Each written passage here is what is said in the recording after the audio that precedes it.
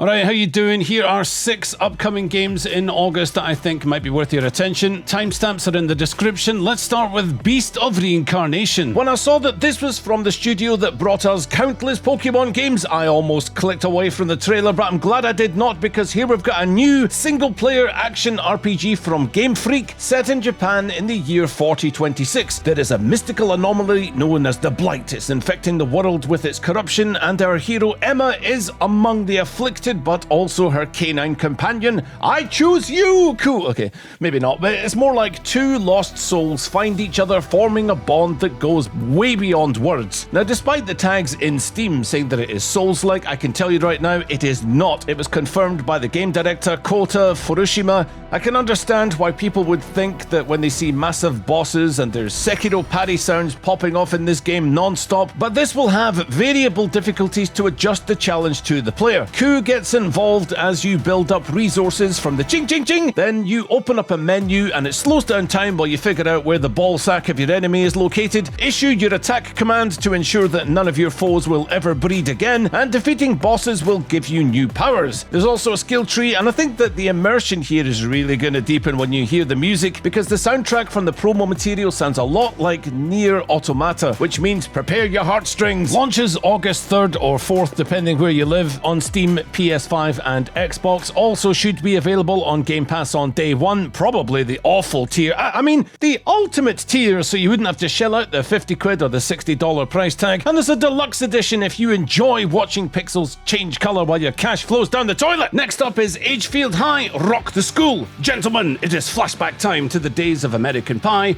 Road Trip, Van Wilder, and all the other trash people used to watch as we step into the shoes of teenager Sam, who has concocted a bulletproof plan with his buddies so that they leave high school as legends. Does that sound familiar?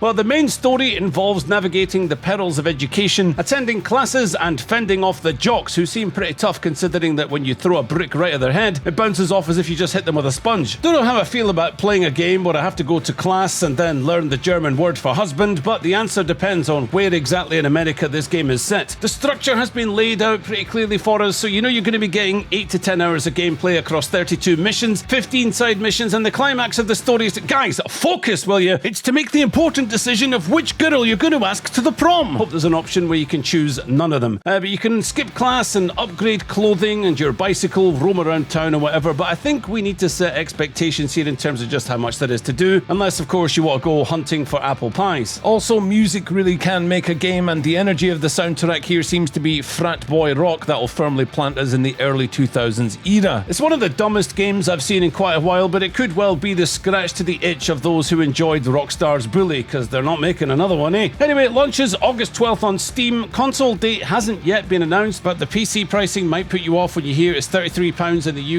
UK on Steam, probably $40 in the States, and that might sound okay until I tell you that the studio's previous game, Grey Hill Incident, was not well received at all. Probably just wait and see reviews on this one, but I think it might not suck. Next up is Hell Let Loose Vietnam. This is a brand new standalone game, not to be confused with an add-on to the original Hell Let Loose. It's not like some kind of DLC, but you're still going to get the 50 versus 50 multiplayer shooter aspect, but set in Nam. Built in Unreal Engine 5 this time, the graphics look fantastic, and there's an immersive ambience to the maps. The factions being USA and NVA means you're going to have completely different systems at your disposal, so the Yankee Danky Doodles will get helicopter support to create space for the ground troops, but the North Vietnamese army can construct tunnel systems for sneaky deployment and ambushes. The movement has been overhauled since the first game. Everything just looks and feels better than the original, and from what I played of the first game, there are intense battles to be found. Communication is key, and if you just ran around without information in the first game, it's a frustrating end from directions you just couldn't even fathom. They've just had an open playtest for the upcoming Vietnam game, and it went really well, but if you do jump in here at launch, prepare to die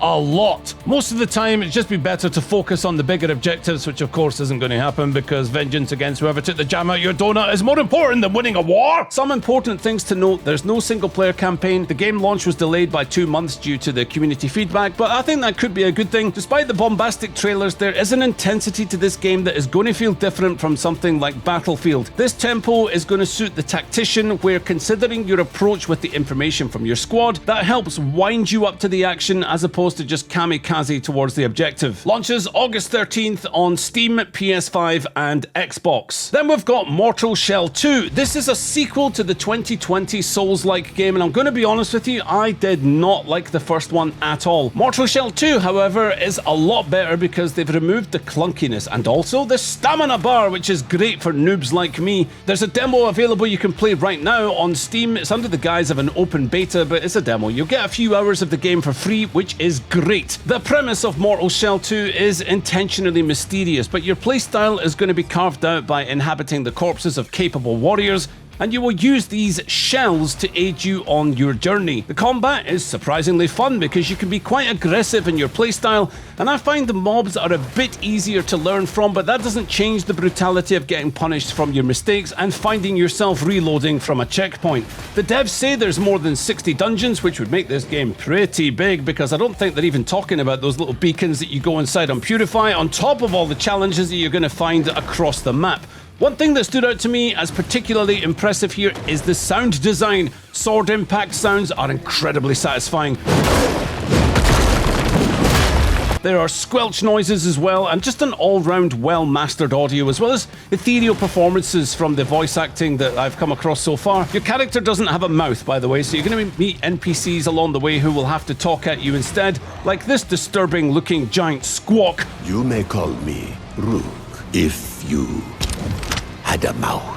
There's also the Keeper of the Shells, who is intimidatingly large for a lady. You get the idea. For normal people, this will come out on August 20th for PC, PS5 and Xbox. And I say normal because there's a scumbag edition where you can give the devs extra money for 3 days advanced access, which is a piece of shit, by the way. I recommend save your money and play something else in the meantime till it comes out. Formulate a rule in your head that you do not give greedy goblins extra cash unless you absolutely have to. Next up, we have got Resonance, A Plague Tale Legacy. If you recognize the words Plague Tale, you are already perhaps familiar with this series, one of which I recently picked up on a deep Steam sale for £3.50, and several hours in, the game that I'm playing looks nothing like what you're going to get with Resonance, A Plague Tale Legacy, a prequel which is going to be set around 15 years before the other games with a younger version of Sophia. Also, what happened to all the rats? Now, she travels to Minotaur's Island to see how her family fits into this mysterious place, which lets us experience both the Middle Ages and some kind of time shift to thousands of years earlier in a Greek mythological adventure. Now, the Steam page says that she faces deadly trials, navigates treacherous trails, solves puzzles, all while fighting and staying one step ahead of the army chasing her. What I think will be interesting to see, and why I mentioned that quote there, I want to know how central the story is going to be amidst the action-packed scenes that we're getting here. I was expecting to see tons of stealth, but in this we've got arena-style combat with parries. Do you know what? I think that's up my street, actually. I'm looking forward to it. It certainly beats trying to pick apart a warrior's armor with a frickin' slingshot and pebbles, but it looks like there's going to be some creeping around to do in between winning the crowd over in the arena. Now, despite them trying to lure people in with a pre-order bonus where you can get a sword and a digital who gives a shit art book, wait for the reviews, guys, but this could be a good one because the sound design from what I've seen so far is absolutely phenomenal. Some may say that it is a bit much, but there is just insane ambience to the cave gameplay that I've seen.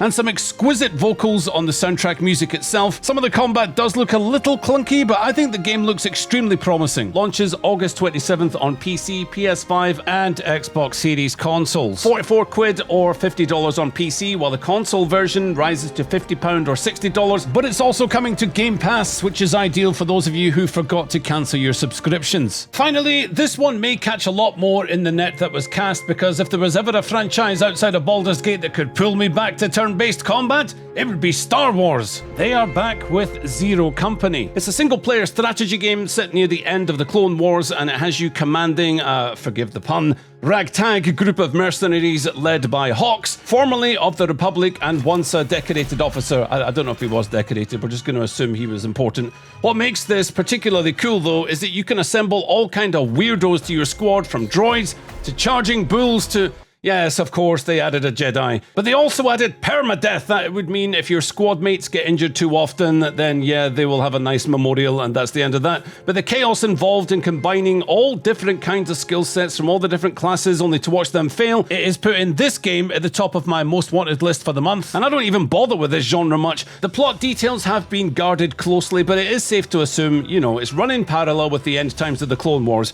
You got this base of operations, which is aptly called The Den, which is where you're going to investigate events, recruit cannon fodder, and select some operations. But hopefully they tie it into canon with a nice little bow. Now, despite a linear campaign, some of the choices you make will either generate resources or unlock further missions. Others open up side stories and present you with difficult choices that might affect your overall experience. While many people are going to buy this just to swing their lightsaber, I could not give a good damn about that, because the real goodness here is in the unpredictability of each mission. If you do the unthinkable, by the way, and pre-order, you can get, I don't know, a bucket of paint that you can drop on top of the droids' heads for your trouble. There's also a deluxe edition where you can pay $10 more for when someone in your squad experiences that permadeath. You can turn permadeath off, by the way. They will have at least a well-dressed funeral. Standard edition is £40 or $50, which drops on PC, PS5 and Xbox August 27th. Let me know in the comments what you're looking forward to next month and anything I've missed off the list. Take it easy, catch you on the next one later.